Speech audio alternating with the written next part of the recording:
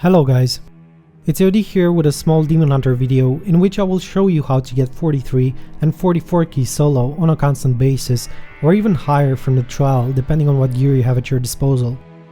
This is post-patch 2.1.1 by the way.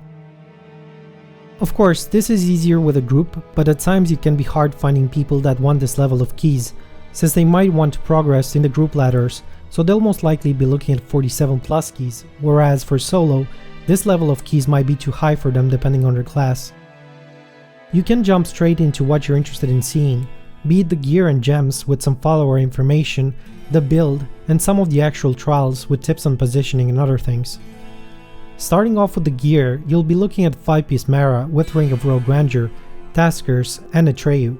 This would be preferred by the way at 2.84 breakpoint or your best two-hand crossbow at 2.16. With the obvious out of the way, let's check what other options we have available.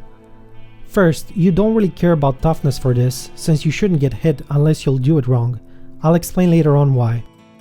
You'll want skill damage on your head and boots, cluster arrow for example, cooldown reduction on your shoulders, and cooldown reduction gem in your helmet, full dex gems, as well as full damage stats in your paragon points. No vitality for example in the first tree, just full dex. You'll be using Ring of Royal Grandeur in all combinations. As for the other jewelry you have at your disposal, a good combo is the Traveler's Pledge Amulet with the Compass Rose Ring, both socketed, and only if you really have good stats on both, such as Dexterity crit damage and crit chance on the amulet, and Ring with average damage, Dexterity, crit chance, and crit damage. Sadly, I don't have them, but this combo will boost your damage a lot. Remember, any elite damage bonus is useless in the trials, since there's no elites, so get rid of that Stone of Jordan or Bane of the Powerful gem. Another option here would be the Hellfire Amulet with any good DPS passive, so you can run 5 DPS passives in total.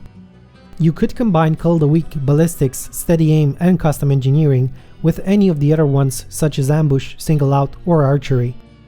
For your bracers, you'll want to go with the Trag'Oul coils, which will allow you to reset your wolf cooldown when needed on the later waves by simply clicking on the health pool. As for gems, you'll be using the Enforcer, Bane of the Trapped, and Zay's Stone of Vengeance. The follower I prefer for this is the Enchantress, for her multiple damaging skills as well as some CC. You should equip her with the Relic, which gives her access to all the skills, as well as an Azurath and a Ness of Johan Amulet for pulling mobs together. Some nice rings to put on her would be anything with a high attack speed, like for example the Oculus ring, to increase her number of attacks as much as possible. The build you'll be using for this is pretty much straightforward. It's the usual cold rocket build. Only difference is of course using Mark for Death with Contagion or Caltrops with Bait Trap instead of Volt with Tumble, and the passives, for example removing Awareness if you got a DPS passive Hellfire Amulet in favor of a 5th DPS passive. Not the case for me though. Generally, I found the Caltrops to work better than Mark for Death, simply because you'll have the damage buff up all the time, whereas for Mark for Death to go into effect you will need to kill something. Of course, you will be using it on the lowest HP mobs so it spreads as fast as possible. Problem being on the later waves, some mobs will have a ton of HP. Okay, so on to the actual trial refs then. You'll want to place your sentries here on the left of the crevice inside the trial reft. This way you can take almost full advantage of Zays at all times, having them so far away from the mobs. You can place 2-3 sentries slightly lower than that, but I like having them here so they can also reach any stranded mobs in the middle. As long as you stand on the lower right side of the map, the mobs will always come to you through the right side, creating a really good choke point. Remember that mobs will always run back to the middle even without attacking if they go too far close to the edge of the map, so you'll be sitting in a safe point down here for most of the time. However, mobs like Winged Assassins and Lacuni Huntresses that jump on your head will still kill you with the first attack, so you'll want to be mobile the whole time to avoid that. Same with Unholy Thrall charges. If you have an Exorcist teleport on you while standing down there, there's no need to panic, since he will run back to the middle ASAP without doing any attack. About Caltrops, you'll want to have them spread out covering an area you'll be running around to avoid the aforementioned attacks. Keep in mind though, if any mob procs your Caltrops, you will need to redeploy them. About cooldowns, you'll want to save the Double Wolf with the help of your bracers at any of the 43 or 44 plus waves that will contain Dune Dervishes or Golgors.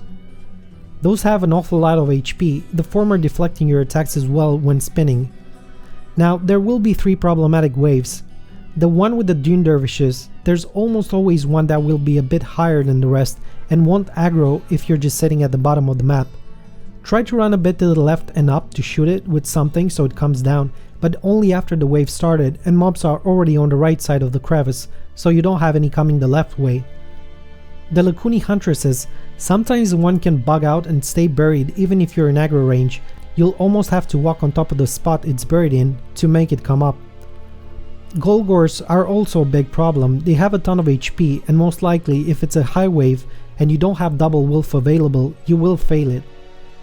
Well, that's about it guys. This was the information I wanted to share with you and hope it will help you get some better keys for your solo attempts. I'll see you next time.